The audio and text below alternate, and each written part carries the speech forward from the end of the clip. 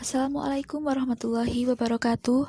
Kami dari kelompok 3 ingin menjelaskan terkait topik presentasi yang sudah dibawakan kelompok 4 dengan membawakan studi kasus yang berjudul Germany Restore the Collective Peace in the European Union. Nah, sebelum itu perkenalkan, nama saya Fauzia Novita dan teman saya ada Hana Nabila Santoso, Muhammad Rinaldo Firdaus Abigail, dan juga yang terakhir Romania Citra Ayu Pratiwi. Di sini kita membawakan 4 poin, di mana yang pertama kita akan menjelaskan sejarah Jerman yang terstigma buruk oleh dunia, dan yang kedua, apa saja sih stigma buruk yang diperoleh oleh Jerman. Lalu yang ketiga, Jerman ingin memperbaiki stigma tersebut. Apa yang menjadi alasannya? Nanti kita akan ulas di sini. Dan yang terakhir itu bagaimana usaha Jerman memperbaiki stigma tersebut. Berikut presentasi dari kelompok kami.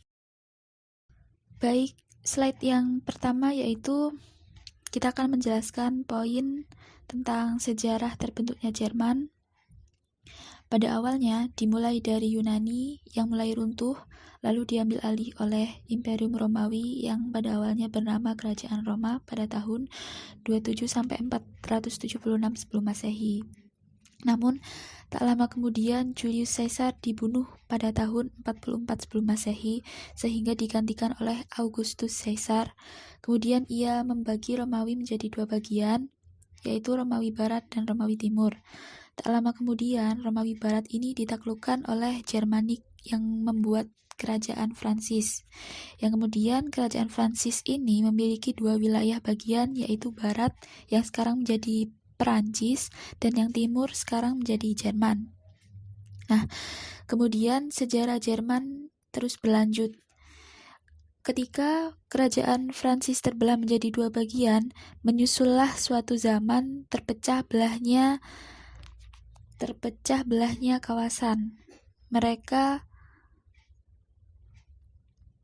menginginkan kebebasan tanpa adanya batasan.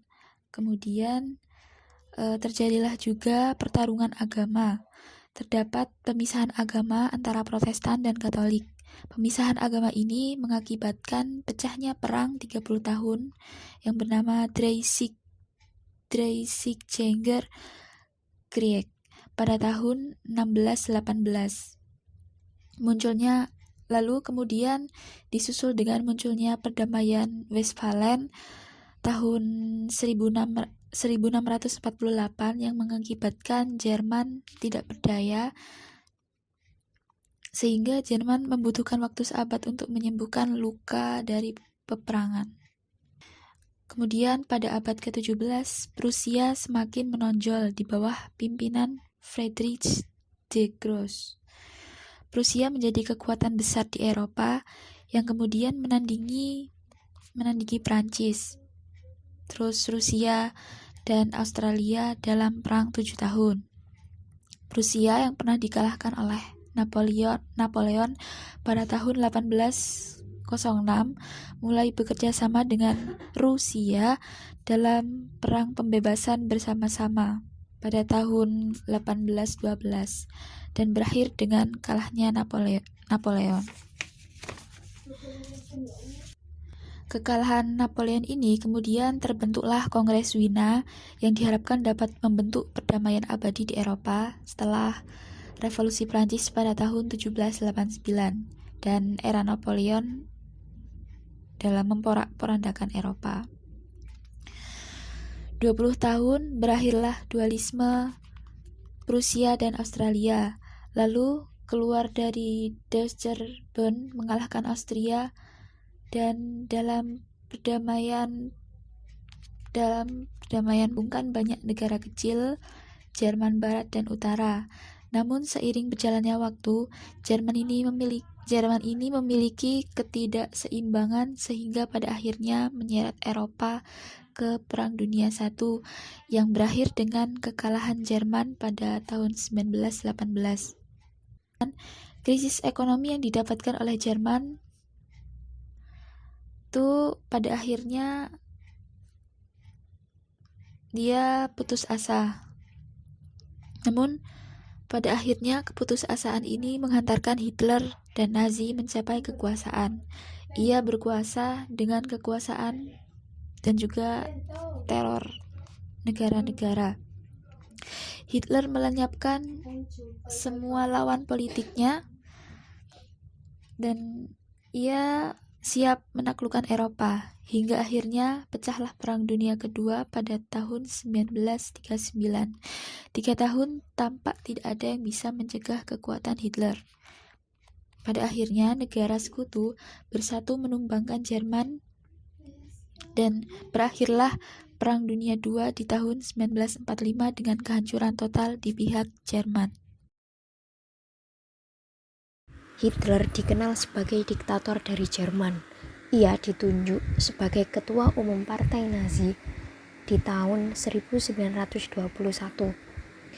Sejak itu, Hitler juga dipilih oleh Presiden Paul von menjadi kanselir Jerman di tahun 1933.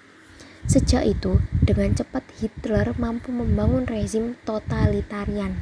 Rezim totalitarian adalah rezim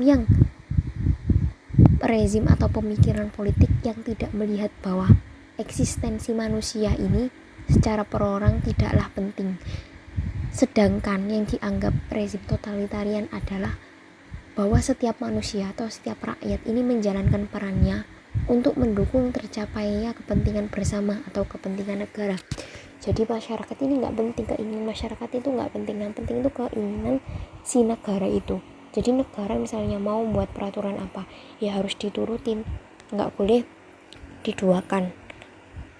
Lah, untuk menjalankan ideologi itu, maka terjadilah pembantaian atau yang kita sering sebut dengan Holocaust, genosida, pembunuhan besar-besaran 6 juta umat Yahudi. Pembunuhan ini bisa melalui dari eksperimen medis yang mereka lakukan. Jadi mereka ini dalam membuat sesuatu, dalam membuat kayak senjata medis, itu mereka menggunakan manusia. Dan selain itu mereka juga membuat aturan bahwasanya orang-orang cacat itu boleh dibunuh gitu, malah mereka mengharuskan gitu. Terus selain itu juga mereka membuat kamp pemusnahan. Setelah itu dibuatlah rangkaian sidang kasus-kasus yang berkaitan dengan politik, militer, dan ekonomi dari Nazi itu, yang di persidangannya itu namanya persidangan Nuremberg. Kenapa namanya persidangan Nuremberg? Karena terjadinya ya di Nuremberg gitu. Jadi di situ diadili apa aja kesalahan mereka. Ada 24 orang paling penting Nazi yang tertangkap. Penangkapan itu berlangsung di 20 November 1945 sampai Oktober 1946. Jadi itulah salah satu stigma buruk tentang Jerman. Melanjutkan penjelasan dari Citra mengenai kenapa Jerman mendapatkan stigma buruk dari dunia, ada 4, yaitu Jerman turut andil dalam Perang Dunia Pertama, Jerman dicap sebagai negara troublemaker, ketiga dibawa kepemimpinan Hitler yang kejam dan otoriter, dan keempat membentuk negara polisasi secara totaliter dan secara terencana melenyapkan nyawa 6 juta Yahudi. Yang pertama, Jerman turut andil dalam Perang Dunia Pertama. Seperti yang kita tahu bahwa keterlibatan Jerman dalam Perang Dunia Pertama ini tidaklah sedikit, yaitu Jerman melawan beberapa negara di kawasan Eropa, dan keterlibatan Jerman ini menghasilkan berimpact kepada peta politik Eropa yang berubah drastis, dan produksi ekonomi di Jerman menjadi berkurang. Kemudian Jerman dicap sebagai negara troublemaker karena kehancuran dalam Perang Dunia Pertama maupun Perang Dunia Kedua. Jerman dicap sebagai negara yang membuat masalah di daratan Eropa. Kemudian ketiga, di bawah kepemimpinan Hitler yang kejam dan otoriter. Setelah kekalahan di Perang Dunia Pertama, Jerman kembali membuat ulah di Perang Dunia Kedua yang dipimpin oleh Hitler. karena ketidakpuasan akan kekalahan di Perang Dunia Pertama. Dampak dari Perang Dunia Kedua ini yaitu Eropa benar-benar mengalami kehancuran dalam supremasinya. Daerah jajahan Eropa banyak yang merdeka dan momentum untuk Amerika dan Rusia mengambil peran ekonomi sebagai negara yang adikuasa. Kemudian yang keempat, membentuk negara polisasi secara totaliter dan secara terencana melenyapkan nyawa 6 juta Yahudi. Ketika kepemimpinan Nazi, Jerman telah membunuh sebanyak 6 juta jiwa Yahudi dan ini cukup untuk membuat stigma buruk Jerman pada masa itu. Kemudian saya akan menjelaskan mengenai kenapa Jerman ingin memperbaiki stigma buruknya di mata dunia. Di sini kami menyajikan 6 alasan, yaitu persamaan identitas di masa kuno, menebus dosa masa lalu, membangun identitas baru, trauma kenangan kehancuran Eropa pasca Perang Dunia, meningkatkan stabilitas keamanan ekonomi dan politik, dan yang terakhir adanya Traktat Elysee. Persamaan identitas di masa kuno.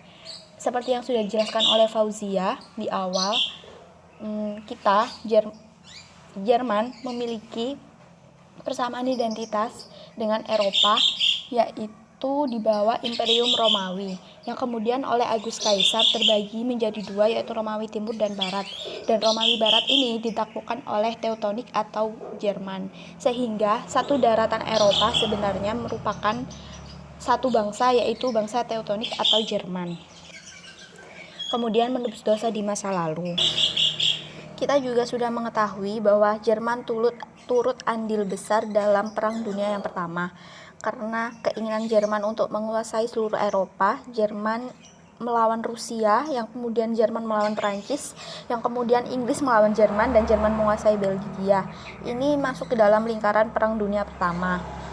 Dan kemudian di Perang Dunia Kedua, Jerman pun ikut andil, yaitu ambisi Adolf Hitler karena Perang Dunia Pertama Jerman kalah tipis sehingga ingin mengulang perang kembali dan berakibat kepada trauma kenangan kehancuran Eropa pasca Perang Dunia. Setelah Perang Dunia Pertama ataupun Kedua, Eropa mengalami kemunduran yang pesat dan pada akhirnya Eropa kehilangan produktif ekonomi dan tingkat pengangguran di Eropa itu menjadi tinggi dan kehancuran bangunan-bangunan pasca Perang Dunia Kedua dan kehancuran ekonomi pun tidak dapat dielakkan.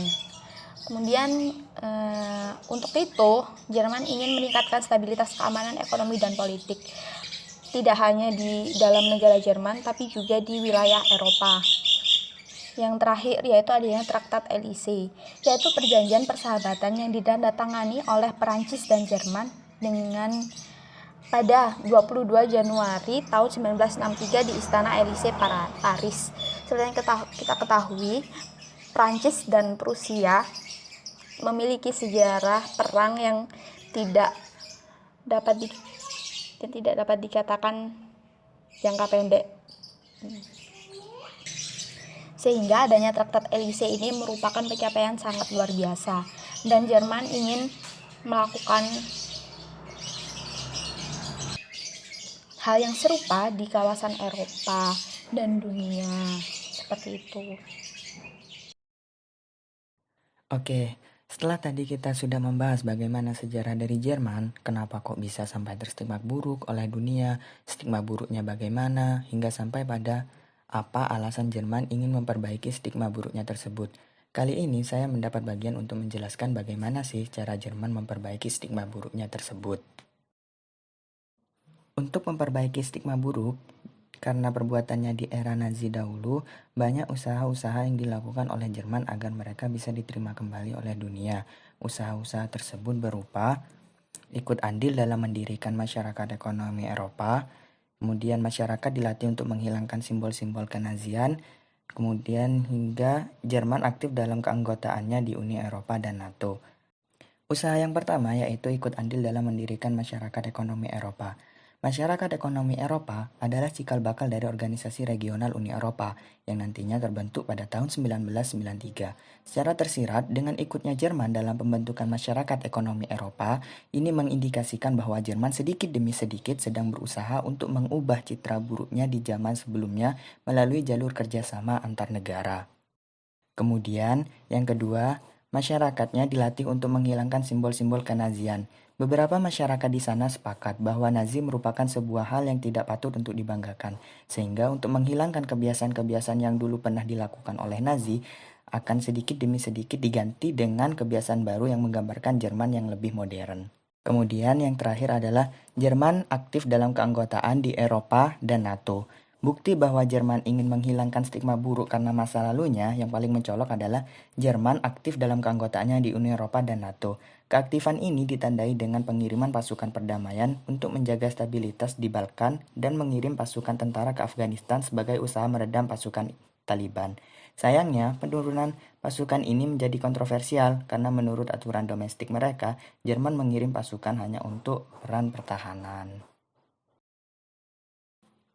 Sekian presentasi dari kami. Apabila ada pertanyaan, bisa langsung untuk menuliskan pesan via WA Grup Politik Identitas.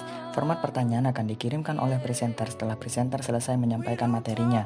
Demi kenyamanan bersama, kami selaku presenter akan membuka 2 sesi tanya jawab, yang setiap sesinya berisikan 3 pertanyaan. Kurang lebihnya kami mohon maaf guys. Thank you, arigatou gozaimasu, dan terima kasih. Wassalamualaikum warahmatullahi wabarakatuh. Salam online, ciao. Talk anymore like we used to do. I just heard you